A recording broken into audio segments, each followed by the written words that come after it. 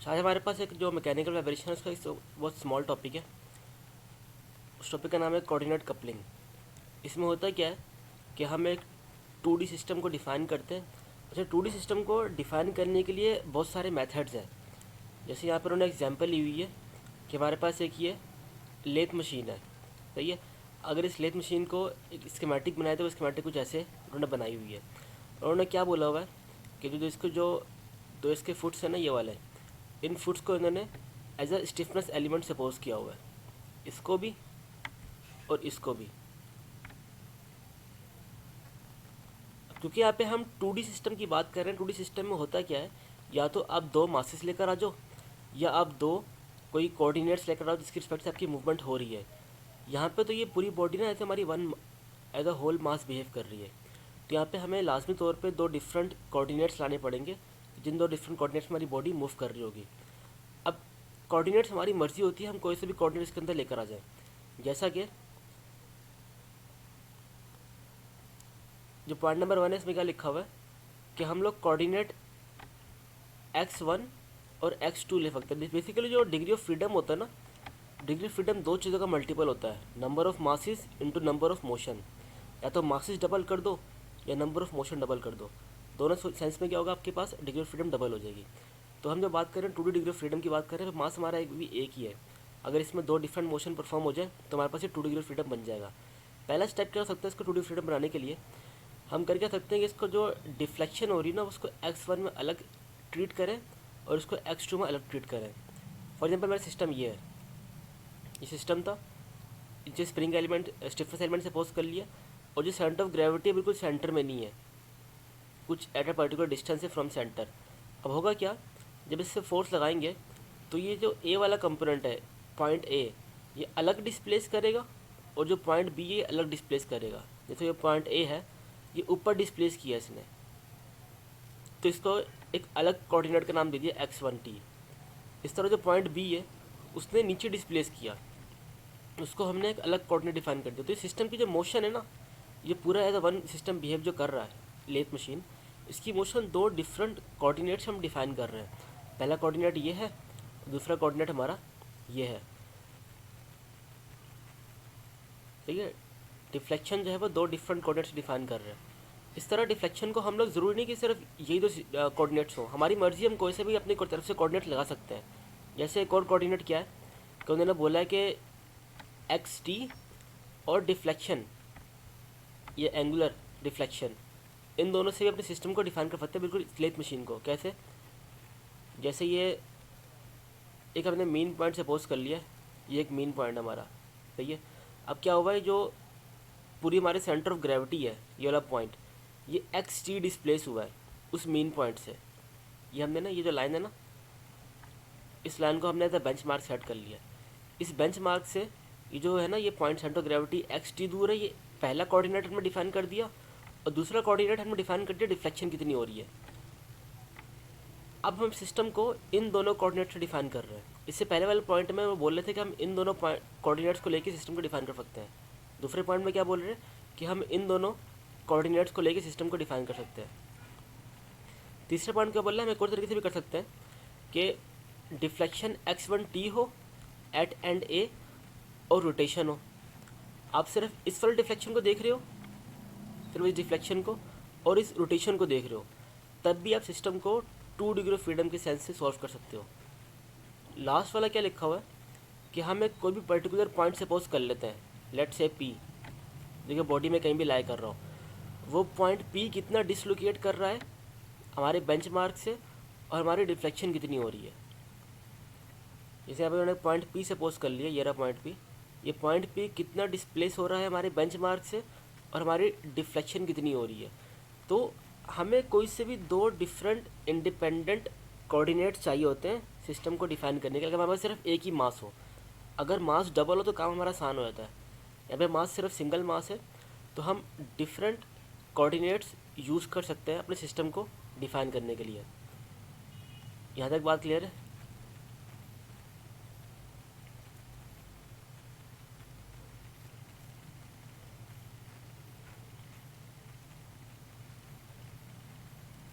Hello, आवाज़ आ रही है?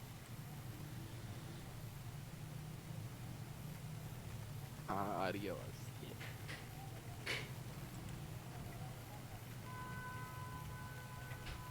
या तो है नहीं मीटिंग। चलो अब देखते हैं क्या है। अभी हमारा वो सिस्टम है या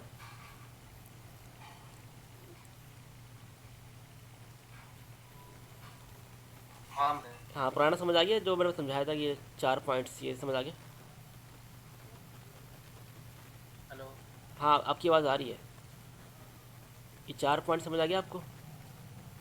हाँ यार, लास्ट पॉइंट में डिस्कनेक्ट हो गया था। हाँ, लास्ट पॉइंट में क्या बता रहे हैं कि अपने सिस्टम को ना, जैसे एक पॉइंट सपोज कर लो सिस्टम में पॉइंट पी, वो आपका पॉइंट पी कितना डिस्प्लेस हो रहा है अपने बेंचमार्क से, और आपकी पूरी बॉडी डिफ्लेक्ट कितना कर रही है। जैसे हमने एक सिस्टम में अपना पॉइंट पी सपोज कर लिया और देखा ये पॉइंट पी कितना डिस्प्लेस हो रहा है हमारे बेंचमार्क से, और हमने यहाँ पे डिफ्लेक्शन देख ली। तो इन दोनों को हम देख रहे हैं और इन दोनों के रिस्पेक्ट से अपने सिस्टम को डिफाइन कर रहे हैं। तो आप डिफरेंट दो इंडिपेंडेंट कोऑर्डिनेट्स को यूज़ करते हुए अपने सिस्टम को as a 2 degree of freedom identify कर सकते हो। इसमें आप बिल्कुल फ्री और इंडिपेंडेंट हो कि आप कोई से भी केस को यूज़ कर सकते हो। आप चाहो तो पहला केस यूज़ कर लो, चाहो तो दूसरा केस यूज़ कर लो, तीसरा चाहो तो चौथा केस यूज़ कर लो। ज़्यादा आसान पहला केस ही हो रहा होता है, सही है। तो अक्सर अमेरिकन में भी पहला केस यूज़ किया हुआ है। अब होता क्या है, फॉर एग्जाम्पल उन्होंने एक एग्जाम्पल दी हुई है कि हम पहला केस यूज़ करते हैं। उन्होंने बोला भाई भला आप ये वाला केस यूज़ करो, X1 X2 ले लो, भला ये वाला केस यूज़ करो, या भला ये वाला केस या ये वाला केस यूज़ करो। चारों केसेस में आपके पास दो इंडिपेंडेंट कोऑर्डिनेट्स होंगे और चारों केसेस में आपके पास एक इक्वेशन बन रही होगी जिसे हम बोलेंगे कोऑर्डिनेट कपलिंग है। अब है क्या, यहाँ पे हमारे पास दो डिफरेंट कोऑर्डिनेट्स हैं ना, इसमें भी दो डिफरेंट कोऑर्डिनेट्स हैं, इसमें भी दो डिफरेंट कोऑर्डिनेट्स हैं, इसमें भी दो, इसमें भी दो। अब हम कोई सा भी किसी भी एक को अगर चूज़ कर लेते हैं और उसको चूज़ करने के बाद हम उसकी इक्वेशन ऑफ मोशन बनाते हैं, तो उस इक्वेशन ऑफ मोशन में जैसे फॉर एग्जाम्पल ये इक्वेशन ऑफ मोशन है, अभी उन्होंने इस वाले सिस्टम को चूज़ किया हुआ है जिसमें लीनियरली मूव भी कर रहा है और रोटेट भी कर रहा है। तो हमारी जो इसमें इक्वेशन ऑफ मोशन बन रही है ना, उसके अंदर दोनों कंपोनेंट्स इन्वॉल्व है, एक्स भी इन्वॉल्व है और थीटा भी इन्वॉल्व है, सही है। इस तरह यहाँ पे एक्स भी इन्वॉल्व है, थीटा भी इन्वॉल्व है। अच्छा, यहाँ पे इक्वेशन ऑफ मोशन दो बनने की वजह इसलिए है कि हमारी बॉडी ट्रांसलेट भी कर रही है। जो बॉडी ट्रांसलेट कर रही है ना, उसकी इक्वेशन ऑफ मोशन ये है, और जो बॉडी हमारी रोटेट कर रही है ना, उसकी इक्वेशन ऑफ मोशन ये है। अब है क्या, उन्होंने देखो सिस्टम को लिया हुआ है, उन्होंने बोला सिस्टम है, सही है। सबसे पहले इसकी ट्रांसलेटरी मोशन को देखते हैं। जो हमारा पॉइंट ए है, सही है, पॉइंट ए पे हमारे पास ये स्प्रिंग लगी हुई थी। जब ये बॉडी को हम रोटेट करेंगे ऐसे, तो होगा क्या, ये वाला पार्ट ऊपर जा रहा होगा और ये वाला पार्ट नीचे आ रहा होगा। जब ये वाला पार्ट ऊपर जाएगा तो यहाँ पे इसको एक फोर्स लग रही होगी इस डायरेक्शन में, जो कि फॉर एग्जाम्पल ऐसे लग रही होगी, सही है। ऊपर जाएगा फोर्स ऑपोजिट लगेगी। इस तरह इस वाले पार्ट में जब ये नीचे आ रहा होगा, जिसको फोर्स ऐसे लग रही होगी। तो जो अब होगा क्या, ये जो फोर्स लग रही है, अब ये इतने इसकी डिफ्लेक्शन डायग्राम है। डिफ्लेक्शन डायग्राम में क्या होता है कि उसको हम थोड़ा सा डिफ्लेक्ट करके दिखा रहे होते हैं। अब हमने सपोज कर लिया कि जो पॉइंट ए है ये x1t डिस्टेंस मूव करी है, और x1t के साथ साथ इसने ये वाला डिस्टेंस भी कवर किया हुआ है।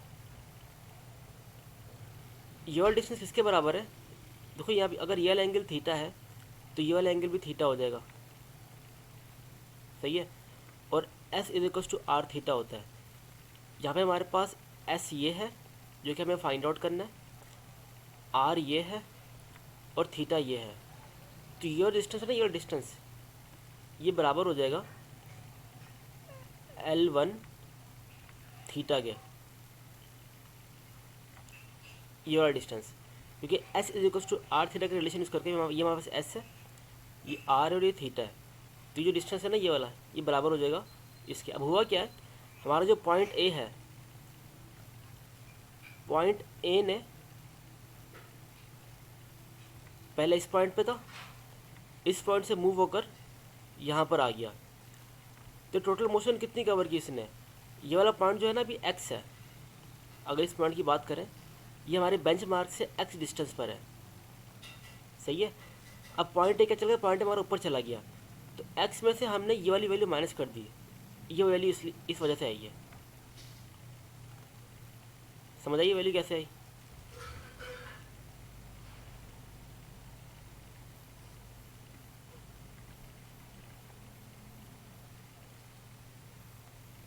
देखो पॉइंट पहले यहाँ था ना हमारा, पॉइंट ए पहले यहाँ पर था, जहाँ मेरा पॉइंट या मेरा कर्सर है अभी, सही है।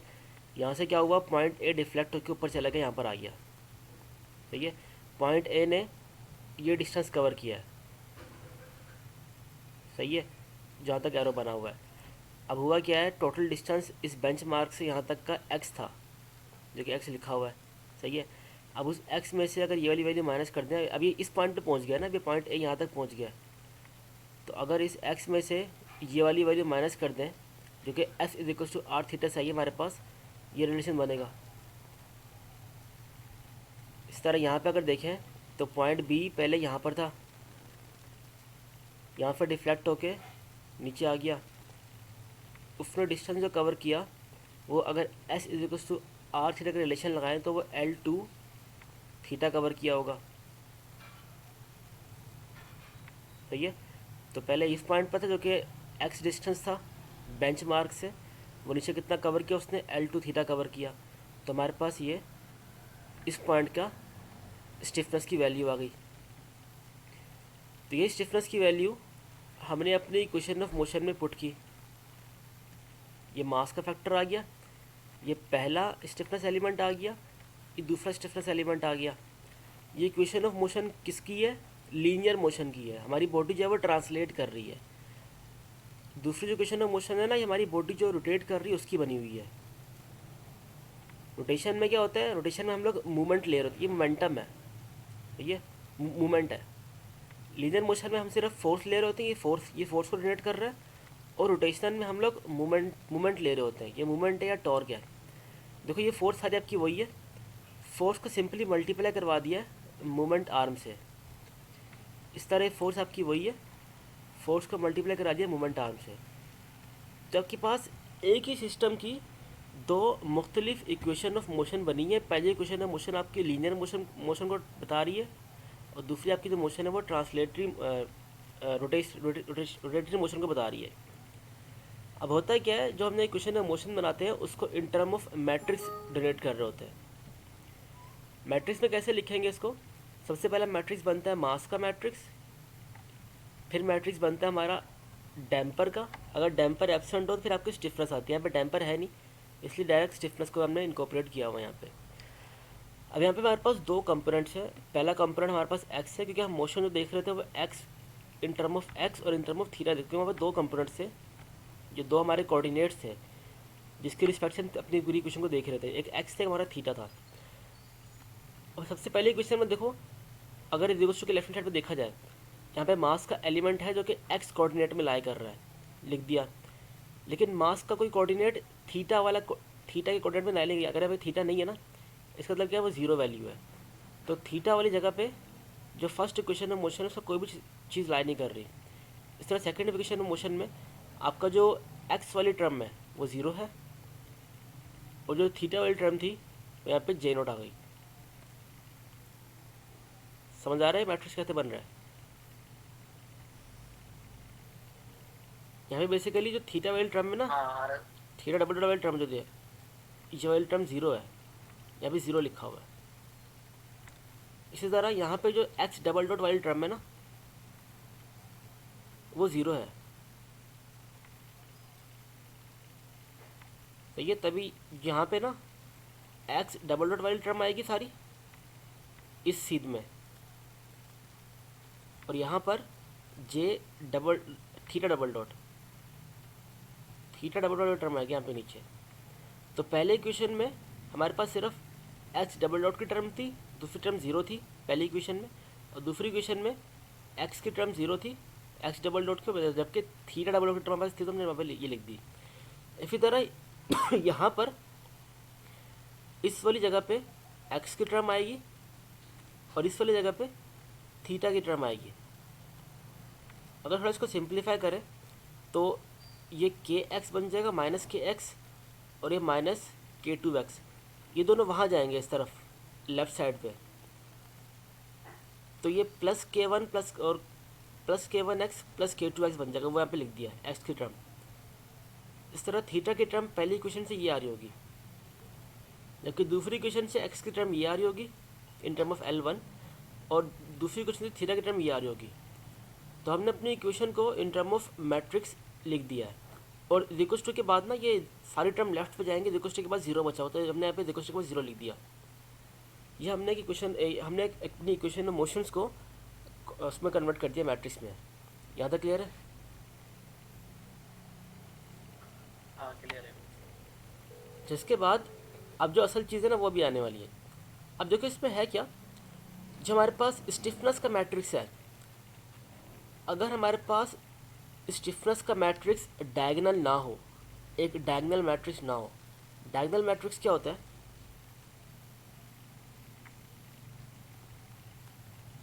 जिसको जो लेकिन ये तो आपको जो डायगोनल है, ये वाला डायगोनल आपको जो है ये डायगोनल, इसको बोलते हैं लैगिंग डायगोनल, ये लैग कर रहा है। इस तरह इसको बोलते हैं लीडिंग डायगोनल, जो मैंने अभी लिखा है। ये डायगोनल होता है लीडिंग डायगोनल, ये वाला, और ये होता है आपके पास लैगिंग डायगोनल। अगर आपका मैट्रिक्स, जब का ये स्टिफनेस का मैट्रिक्स है, इसका लीडिंग डायगोनल कुछ ना कुछ हो, कोई वैल्यू हो यहाँ पे स्टिफनेस की, और इसका लैगिंग डायगोनल अगर ज़ीरो ना हो, अगर ज़ीरो ना हो, जैसे यहाँ पे ज़ीरो नहीं है, ये भी वैल्यू है यहाँ पर ये भी वैल्यू है, अगर ये ज़ीरो ना हो तो आपका जो कपलिंग कहलाती है ना, देखो इसके लिए हमने कपलिंग की है। हमने कपलिंग क्या की है, हमारे पास दो डिफरेंट कोऑर्डिनेट्स थे, एक्स कोऑर्डिनेट, थीटा कोऑर्डिनेट्स, उन दोनों कोऑर्डिनेट्स की हमने कपलिंग की है। और कपलिंग के दौरान अगर कुछ ऐसा मैट्रिक्स बन जाए जिसमें आपका स्टिफनेस एलिमेंट डायगोनल एलिमेंट हो, डायगोनल एलिमेंट ना हो, बल्कि हाँ डायगोनल एलिमेंट ना हो, आपका ये एलिमेंट है ना, ये डायगोनल मैट्रिक्स है, ये पे ये डायगोनल नहीं है। अगर आपका स्टिफनेस का मैट्रिक्स डायगोनल ना हो तो उसको हम बोलते हैं कि वो इलास्टिक या फिर स्टैटिक कपलिंग है।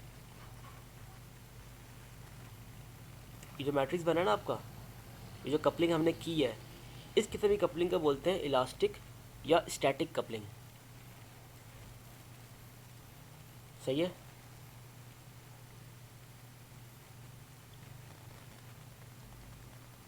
यहाँ तक क्लियर है? हाँ सही है। इसी तरह उन्होंने बोला अगर हम कोई और दो सिस्टम ले लें, हम ये वाला अगर इस पर हमने क्या किया था, इस पर हमने जो कोऑर्डिनेट्स लिया था वो एक्स और थीटा लिया था।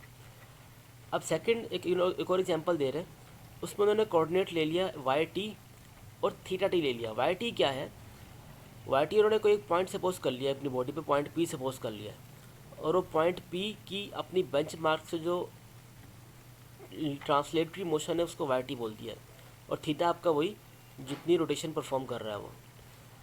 इन दोनों कोऑर्डिनेट्स को यूज़ करते हुए उन्होंने ये इक्वेशन ऑफ मोशन बनाई। अच्छा, ये इक्वेशन ऑफ मोशन कैसे बनी होगी? जैसे ये लीनियर मोशन है, वाई टी ने परफॉर्म किया, ये वैसे ही आया होगा वाई, या फिर देखो बताता हूँ इसमें आपका, अगर मैं इस पॉइंट पी पे फोकस करूँ तो पॉइंट पी पे फोकस करने से मुझे क्या पता चलता है कि पॉइंट पी पहले नीचे होगा, थोड़ा सा इस सीध में होगा, सेंटर ऑफ ग्रेविटी की सीध में तकरीबन यहाँ कहीं होगा पॉइंट पी पहले इनिशियली। जब ये डिफ्लेक्ट हुआ पॉइंट पी थोड़ा सा ऊपर चला गया, सही है, इधर आ गया, ये रहा, तो पॉइंट पी ने कितनी मोशन परफॉर्म की, कितना ऊपर चला गया, वाई टी में से ये वाली वैल्यू माइनस करेंगे, छोटी सी वैल्यू, बहुत कम, ये वाली वैल्यू, सही है। तो इस तरीके से करके ना हमने पॉइंट पी की मोशन निकाली है। इसी तरह जब रोटेशन परफॉर्म कर रहे होंगे तो उसमें थीटा को देख रहे होंगे, तो यही कर कर की दो इक्वेशन में मोशन बनी है। बल्कि इसमें L1 डैश और L2 डैश लिया हुआ है, L1 डैश लिया हुआ है, L2 डैश लिया हुआ है, और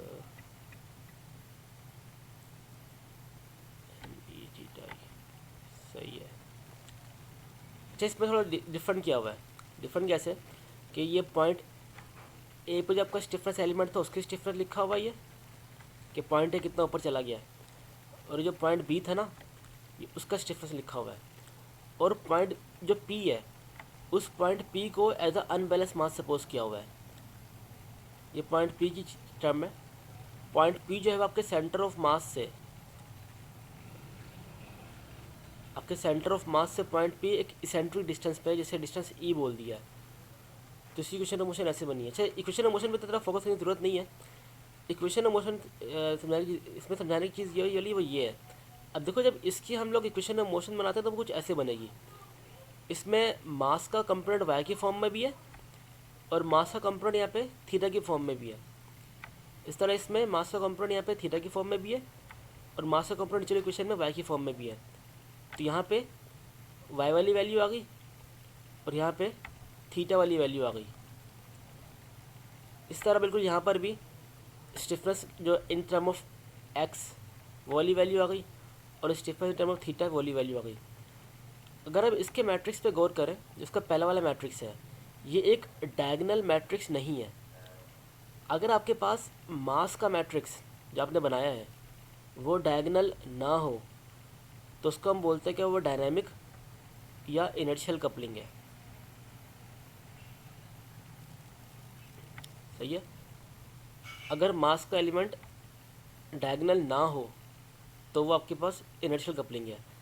अभी जो हमारे पास कपलिंग बनी नहीं, जो कपलिंग बनी है हमारे पास, इसमें देखो मास का एलिमेंट भी डायगोनल नहीं है और हमारे पास स्टिफनेस का मैट्रिक्स भी डायगोनल नहीं है। तो ये दोनों में अभी अच्छा